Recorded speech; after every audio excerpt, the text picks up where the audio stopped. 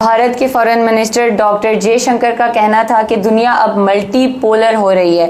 साथ ही साथ उन्होंने पहलगाम टेरर अटैक का जिक्र भी किया और उन्होंने उसका जिक्र करते हुए डिमांड की कि टेररिज्म के खिलाफ एससीओ को एक सख्त और साफ पोजीशन लेनी चाहिए। देखिए, पहली बात तो ये है कि जब डॉक्टर जयशंकर इस चीज़ को बहस करते हैं ना कि दुनिया मल्टी पोलर है, इसका मतलब है वो ये शंघाई कोऑपरेशन ऑर्गेनाइजेशन में बैठ के बात कर रहे हैं कि हमारे साथ पावर शेयर करें।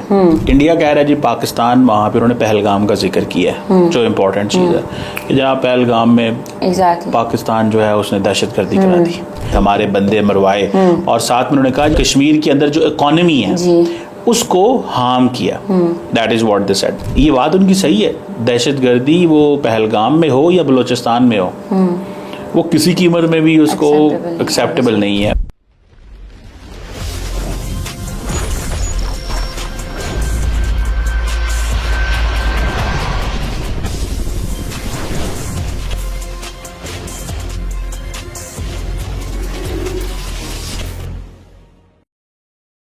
हेलो दोस्तों, मैं हूं आपकी होस्ट सईदा दुआ ज़ैनब और आप देख रहे हैं दी कमर चीमा शो। आज के शो में हम बात करेंगे एक रीजनल डेवलपमेंट की, यानी एससीओ की, जहां पे फॉरेन मिनिस्टर्स की मीटिंग हुई और भारत के फॉरेन मिनिस्टर डॉक्टर जयशंकर का कहना था कि दुनिया अब मल्टी पोलर हो रही है। साथ ही साथ उन्होंने पहलगाम टेरर अटैक का जिक्र भी किया और उन्होंने उसका जिक्र करते हुए डिमांड की कि टेररिज्म के खिलाफ एससीओ को एक सख्त और साफ पोजीशन लेनी चाहिए। लेकिन सवाल यहाँ ये उठता है कि क्या ये वाकई कॉपरेशन का प्लेटफॉर्म है या फिर ऑब्वियसली अपने नैरेटिव्स को पुश करने का एक जरिया, या इसी से रिलेटेड आज हम तफसील से बात करेंगे। तो जी डॉक्टर कमर चीमा साहब, सबसे पहले हम आपसे पूछेंगे कि डॉक्टर जयशंकर के मुताबिक दुनिया मल्टीपोलर हो रही है, लेकिन क्या ये मल्टीपोलर दुनिया है, क्या ये मल्टीपोलैरिटी है या फिर एक कंट्रोल्ड पोलैरिटी है जहाँ पे आप कह सकते हैं रशिया, चाइना जैसे ममालिक जो हैं वो डोमिनेट कर रहे हैं और जो भारत है वो उनका डिप्लोमेटिक जो है वो पैसेंजर बन चुका है? बहुत शुक्रिया। देखिए, पहली बात तो ये है कि जब डॉक्टर जयशंकर इस चीज़ को बहस करते हैं ना कि दुनिया मल्टीपोलर है, इसका मतलब है वो ये शंघाई कोऑपरेशन ऑर्गेनाइजेशन में बैठ के बात कर रहे हैं कि हमारे साथ पावर शेयर करें।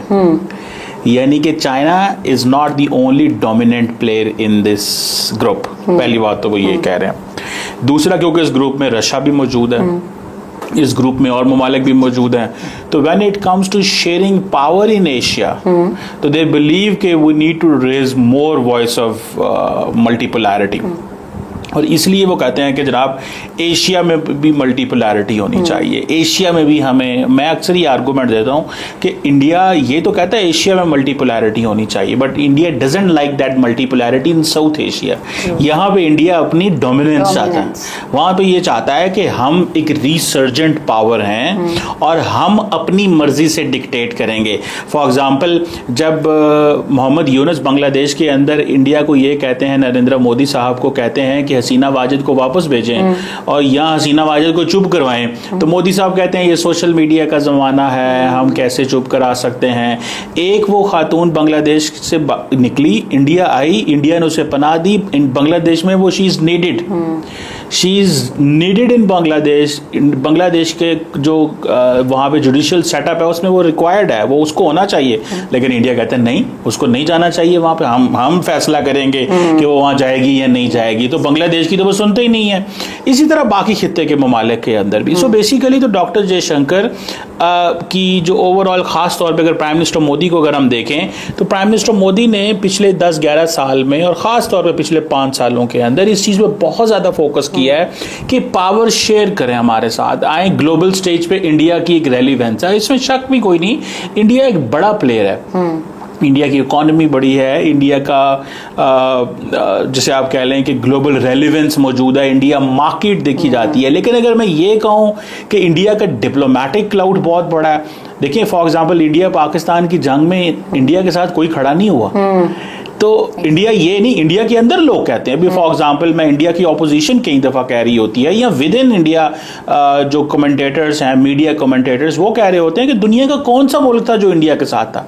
सो इंडिया का डिप्लोमेटिक क्लाउड वो नहीं है कि दुनिया राइट और रॉन्ग इंडिया के साथ खड़े हो जाए। अब फॉर एग्जांपल लार्जली हमने देखा कि अमेरिका ने अगर कहीं दुनिया में कुछ कर दिया तो वो सही हो गलत हो, दुनिया उसके साथ खड़ी हो जाती है, जी हम इसके साथ। जैसे फॉर एग्जांपल इजराइल बहुत जो ज्यादती कर रहा है इसराइल के साथ, सॉरी गजा में फ़लस्तीन के साथ, तो क्या कहा जाता है अमेरिकन कि बस ठीक है हमारे वो एलाइज हैं, हम जो मर्जी करें। सो इंडिया की रेलिवेंस है लेकिन वो डिप्लोमेटिक क्लाउड अभी नहीं है। ये भारत और पाकिस्तान की जंग में पता चला है। पहले लगता ये था कि सारी दुनिया उनके साथ खड़ी है, वो इस वक्त तन तनहा जो मर्जी फैसला कर दें। फ्रांस भी साथ है। फ्रांस में जब IMF में गए तो वहां पे जाके इंडिया ने कहा कि पाकिस्तान को IMF प्रोग्राम ना दिया जाए, ये तो दहशतगर्दी स्पॉन्सर करता है। तो फ्रांस इंडिया का बहुत इंपॉर्टेंट इत्तेहादी है। इवन फ्रांस ने वोट नहीं दिया इंडिया के हक में।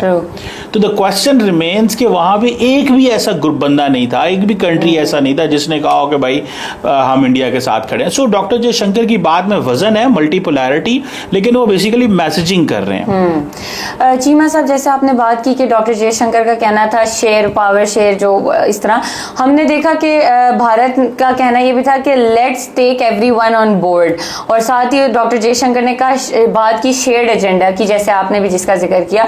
तो क्या भारत जो है वो अपने, जिस तरह हम देखें क्वाड या फिर इसराइल के जो सिक्योरिटी अलायंस हैं, उनको भी रिकंसिडर करेगा, या ये जो शेयर्ड एजेंडा वाली उनकी स्टेटमेंट है वो सिर्फ SCO तक ही महदूद रहेगी? देखिए, ये जो शेयर्ड एजेंडा है उसमें इंडिया, देखिए इंडिया का प्लान क्या है। इंडिया का प्लान ये है कि हम हर तरफ खेलें। इंडिया का प्लान ये है कि हम हर तरफ खेलें। मिसाल के तौर पे वो SCO के मेंबर भी रहना चाहते हैं, वो ब्रिक्स के भी रहना चाहते हैं, वो क्वाड के भी रहना है। सो western and non western block का हिस्सा रहना चाहते हैं। लेकिन इंडिया जो सिग्नलिंग अमेरिका को करता है, अमेरिकन को करता है, उसमें वो कहता है हम आपके साथ हैं। चाइना को हम नहीं छोड़ेंगे जनाब, हम और देखें हम आपके साथ हैं, और चाइना देखें हमारी टेरिटोरियल इंटेग्रिटी पे कंप्रोमाइज करता है, ये करता है, वो करता है, ये चाइना बुलिंग करता है। चाइना साउथ चाइना सी के अंदर उसने फिलीपाइंस के साथ ये ज्यादती की, तो देखें हमने उसको फिलीपाइंस को ब्रह्मोस ऑफर कर दिया। हमने इंडोनेशिया को ब्रह्मोस मिसाइल दे रहे हैं कि तुम चाइना पे हमला कर देना अगर तुम्हें ज़रूरत पड़े।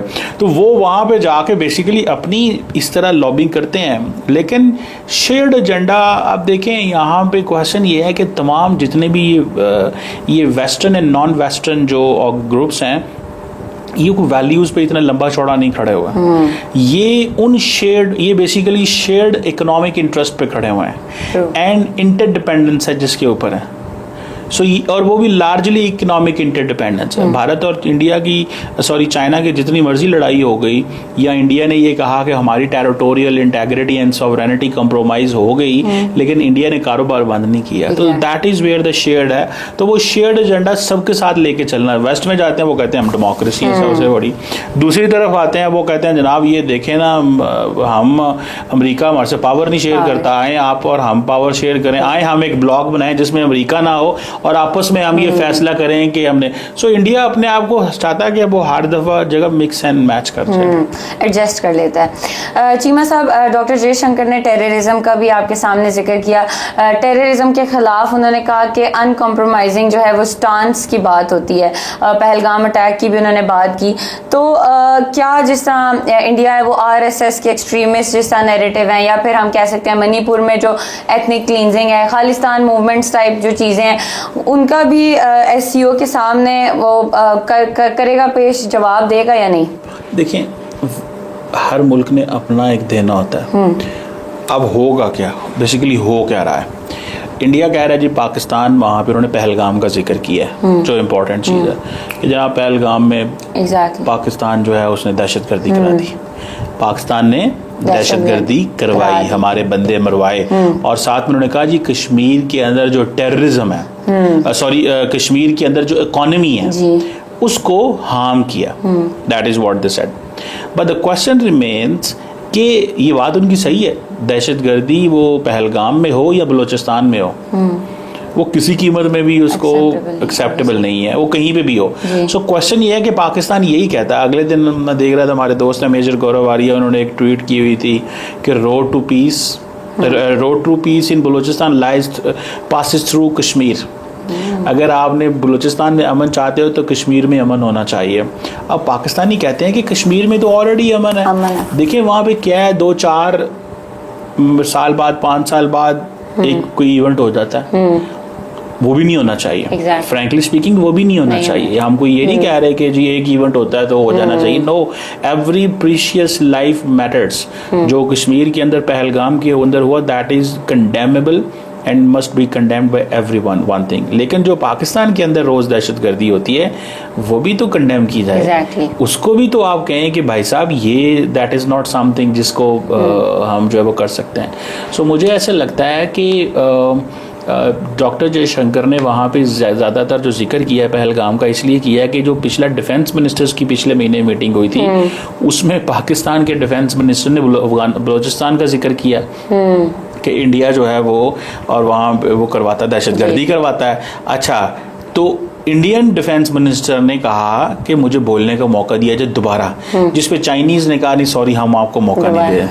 उसमें क्या हुआ कि अब डॉक्टर जयशंकर ने वो बदला ले लिया। लेकिन एक मैं आपको बात बताऊं, बेसिकली डॉक्टर जयशंकर ने जो प्रिंसिपल है एससीओ का, the principle of SCO is that no bilateral issue will be discussed. Exactly. आपको याद होगा कि जब डॉक्टर जयशंकर एससीओ कॉन्फ्रेंस के लिए इस्लामाबाद पिछले साल आए थे, the government of Pakistan did not discuss Kashmir.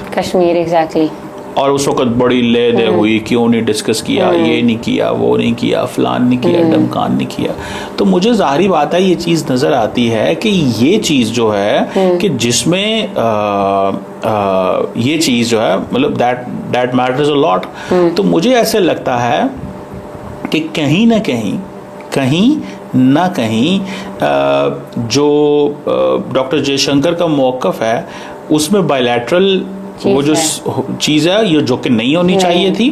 लेकिन इंडिया को ये है कि जी पाकिस्तान ने भी तो बलूचिस्तान को डिस्कस किया, तो इंडिया का जब बलूचिस्तान से ताल्लुक नहीं है तो इंडिया ना बोले कि जी बोलते रहो, हमारा उससे क्या लेना देना। ठीक है, तो मैं समझता हूँ कि इंडिया का अब ये इशू है कि इंडिया कहता है कि नहीं हमने पाकिस्तान का जिक्र करना ही करना है। और एससीओ के फोरम पे इस तरह पहलगाम अटैक का जिक्र करके हम ये भी तो कह सकते हैं कि उन्होंने पाकिस्तान को फिर से एससीओ के प्लेटफॉर्म को यूज करते हुए कॉर्नर करने की कोशिश की है। देखिए कॉर्नर कह लें आप, जो मर्जी कह लें, लेकिन असल में क्या है कि लेबलिंग करनी, आपको लेबलिंग की जा रही है। जी देखिए ये एक मेंबर स्टेट है। आप देखें there are 3 basic principles of terrorism, extremism and militancy which is of the SCO. अब क्वेश्चन ये है कि ये जितने भी ममालिक हैं ये क्या करते हैं। अब पाकिस्तान के अंदर पिछले 1 साल में 1000 बंदा मारा, एससीओ ने क्या किया? एससीओ ने किसको रिस्पॉन्सिबल? तो एससीओ कुछ भी नहीं है। ये एक ग्रुप है, बस इस ग्रुप में ये जाते हैं, गप्पे मारते हैं, मुलाकातें करते हैं और बस 8-10 ना तो देखिए हर मुल्क का बायलैटरल एजेंडा है। या तो ना जी पाकिस्तान दहशतगर्दी से मुतासर है, चाइना ने, रशिया ने, इंडिया ने कहा जी हमारा ग्रुप मेंबर है ये दहशतगर्दी से मुतासर है। क्या किया है? कुछ भी नहीं। देखें पाकिस्तान में पिछले सिर्फ 1 साल के अंदर, मुझे याद है जब लास्ट टाइम पाकिस्तान के अंदर एससीओ की मीटिंग हुई तो अफगानिस्तान जो है वो दहशतगर्दी वहाँ पे टीटीपी बैठ के पाकिस्तान में इस्तेमाल होती है, तो पाकिस्तान तो अफगानिस्तान का जिक्र नहीं कर सका था। मैंने इस पे बड़ा क्रिटिसाइज किया पाकिस्तान की गवर्नमेंट को कि आपने किया क्या है। आप अफगानिस्तान का नाम लें, ग्रुप मेंबर्स को कहें come and have a joint resolution लेके आओ अफगानिस्तान के खिलाफ, जॉइंट रेजोल्यूशन लेके आओ अफगानिस्तान के साथ। उन्होंने क्या किया? उन्होंने कोई जॉइंट रेजोल्यूशन या कोई ऐसी चीज जो है वो नहीं की। सो मुझे ऐसे लगता है दुआ द प्रॉब्लम हियर इज कि ये भारत और पाकिस्तान की जो चीज़ें हैं ना ये ख़राब हो गई हैं बड़ी, और कोई रास्ता नज़र नहीं आ रहा। अब पाकिस्तान के सागदार ने तो भी कहना है कि बलूचिस्तान जो है उसके अंदर इंडिया की दहशतगर्दी है। आपको याद होगा जाफर एक्सप्रेस जो एक थी ट्रेन, पाकिस्तान ने उसको हाईजैकिंग हुई, वो 2-3 दिन वो इंसिडेंट चला, उसका बड़ा तमाशा लगा, तो वो एक चीज़ जो है वो बनी। सो मुझे ज़ाती तौर पे ऐसे लगता है कि हमें समहाउ कहीं ना कहीं पे कोई ऐसी तैयारी ज़रूर करनी चाहिए जिसमें अलर्ट रहना चाहिए कि इंडिया और पाकिस्तान की एक डिप्लोमेटिक जो टसल है वो अब हर दुनिया के प्लेटफॉर्म पे होनी है, ये ख़त्म नहीं होने वाली। और पाकिस्तान जो है वो उसको ये सोच लेना चाहिए, मैं तो ये पंच लाइन दे रहा हूँ, Pakistan should not waste next 14 years. जो कि मोदी साहब अगर 4 साल रहते भी हैं, अगर तो मोदी साहब 4 साल रहे तो अगले 10 साल तक वो इतना इंस्टीट्यूशनलाइज चीज़ें कर देंगे कि वो भारत बात भी नहीं होगी। और अगर वो 5 साल और रह गए तो फिर 20 साल, फिर 20 साल का इंतजार करें। So can Pakistan wait for other 20 years? So मेरा ख्याल है the way India has decided that they should move on without Pakistan, Pakistan should also decide that they should move on without India. So ये क्योंकि देखिए सिचुएशन ऐसी बन गई है ना, इसमें मूवीज, ड्रामा, पॉलिटिक्स, मीडिया, हर चीज़ बंद कर दी गई है। सो बजाय इसके कि इंतज़ार किया जाए कि नहीं जी वो वक्त आएगा, डायलॉग होगा, मेरा ख्याल है वेस्ट कर दिए हैं। अब गवर्नमेंट ऑफ पाकिस्तान को मज़ीद टाइम ज़ाया नहीं करना चाहिए एंड रास्ते इख्तियार करने चाहिए जिसमें बांग्लादेश, पाकिस्तान, चाइना या और ममालिक के साथ मिलके कोई ग्रुप बनाएं एंड इंडिया को कहें वो अपना ग्रुप बना ले जहाँ पे वो खुश वहाँ रहे। हम नहीं चाहते, इंडिया नहीं चाहता तो 100 बिस्मिल्लाह, लेकिन इंडिया ने ये नहीं, देखिए ना 10 साल से सार्क डिसफंक्शनल है, 2016 से सार्क डिसफंक्शनल, आज तक मीटिंग नहीं, क्यों? इंडिया कहता है मैं नहीं करने दूंगा। जाओ, अब इंडिया चाइना को तो ये कहता है कि मल्टीलैटरलिज्म होनी चाहिए, लेकिन साउथ एशिया में क्या कहता है? सार्क को मैंने नहीं चलने देना। तो देखिए उनके जो वर्ड्स हैं एंड एक्शंस में कंट्रडिक्शन मौजूद है, लेकिन सारी बात है इंडिया हैज इज ओन उनकी अप्रोच है, उनका अपना इंटरेस्ट है। चीमा साहब, एक आखिरी चीज़ के हमने देखा कि उन्होंने कहा कि let's take everyone on board, right, और साथ ही हम देखें तो पाकिस्तान भी अभी पाकिस्तान की तरफ से एज सच कोई ऑफिशियल स्टेटमेंट नहीं आई, क्या जवाब देना, दिफा करेगा या कोई प्रोएक्टिव लेगा। हम यहाँ देखें कि मल्टी पोलर वर्ल्ड की बात हो रही है ऑब्वियसली, तो एससीओ में जो है असल में हर कंट्री की आपके अकॉर्डिंग बराबरी है या फिर इस तरह के डिसीजंस या कोई भी चीज़ है बड़े कंट्रीज ही आके और सारा कुछ कर लेते हैं? देखिए मुझे ऐसे लगता है कि SCO is not a serious platform, frankly speaking. इनकी कोई ऐसी भी चीज़ नहीं है कि ये एक दूसरे के ऊपर बड़े डिपेंडेंट हैं। आप देखिए ना इंडिया और चाइना की इकोनॉमिक ट्रेड बायलैटरल पार्टनरशिप ज़बरदस्त है, उनको ज़रूरत ही नहीं है एससीओ की। एससीओ को कौन सा फ्री ट्रेड एग्रीमेंट है? ये एससीओ मैंने कहा ना, बताया ना, पाकिस्तान मुतासर है दहशतगर्दी से, एससीओ ने क्या किया? कुछ भी नहीं। सवाल है ना कि क्या किसको रिस्पॉन्सिबल ठहराया? क्या अफगानिस्तान को रिस्पॉन्सिबल ठहराया? क्या पाकिस्तान ने कोई ऐसा केस बिल्ड किया है? कुछ भी नहीं। मैं तो देखें, द क्वेश्चन इज कि ठीक है ये इंस्टीट्यूशन है, ब्लॉक हैं, बेसिकली ये ब्लॉक बने थे अमेरिका और ये जितनी भी बड़ी रियासतें हैं ना, स्टेट्स हैं, ये क्या करते हैं, ये अपनी मर्जी के ब्लॉक बना लेते हैं, ये किसी को एंटर नहीं होने देते। और वहाँ पे दुनिया ने कहा यार हम भी अपना ब्लॉक बना लें। ये वही है, आगे अगर मोहल्ले के 11 लड़के या किसी जगह पे 11 लड़कियां ये फैसला करें कि हम बड़े हैं, हमने यहाँ खेलना है, तो वो जो दूसरे हैं, छोटे बच्चे हैं, वो कहें हमने क्या खेलना है, तो वो कहते हैं ठीक है हम भी दूसरी गली में जाके अपने खेलना शुरू कर देते हैं। तो एससीओ का ताल्लुक सिर्फ इस हद तक है, वरना ये कुछ भी नहीं। आप बताएं ना, एससीओ में भारत जो है, एससीओ ने कंडेम किया इजराइल की अटैक को ऑन ईरान। इंडिया ने कहा हम नहीं करते, हम नहीं करते। एक स्टांस ही नहीं है उनका स्टांस ये था ना, हम नहीं करते भाई, हम जो मर्जी कर लो, हमने नहीं करना कंडेम, आप करें कंडेम। उनको फोन करके कहा कि हमें बड़ा अफसोस है, ये है, जिसने हमला किया है उसको कुछ नहीं कहा, जिस पे हमला, देखें दो चीजें हैं, एक जालिम है, एक मजलूम है।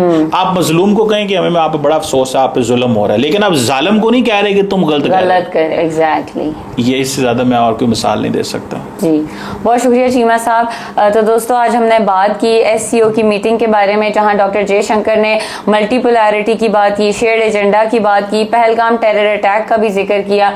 देखते हैं आगे क्या होता है, मीटिंग्स किस तरफ जाती हैं। Let's see where it goes. फिर मिलेंगे एक नए टॉपिक के साथ नए एपिसोड में। Take care.